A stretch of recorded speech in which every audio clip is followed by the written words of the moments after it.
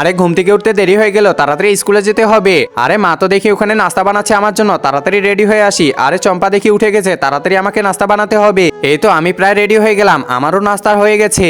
তাড়াতাড়ি করে প্লেটটা সাজিয়ে দিই। এই তো সাজানো হয়ে গেছে, এবার তাড়াতাড়ি গিয়ে নাস্তাটা খেতে হবে। থ্যাংক ইউ মা নাস্তা বানাই দেওয়ার জন্য। পুরোটা খাইস কিন্তু? আচ্ছা মা ঠিক আছে, আমি পুরোটা খাচ্ছি।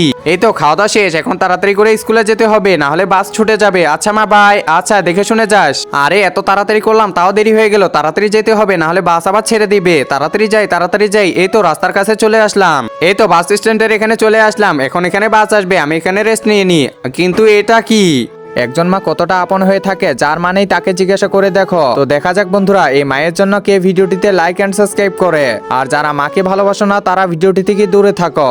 আরে আমি এটা কি করছি? দুই পায়ে দুই জুতা পরছি। ধুর, আমি প্রতিদিনই এমন করি, তাড়াতাড়ি করলে এমনই হয়। ধুর, আমার সাথেই সবসময় এমন হয়। আরে বাসও দেখি চলে আসলো, কিছু করার নাই, তোমরা যাও, আমি পরের দিন যাব।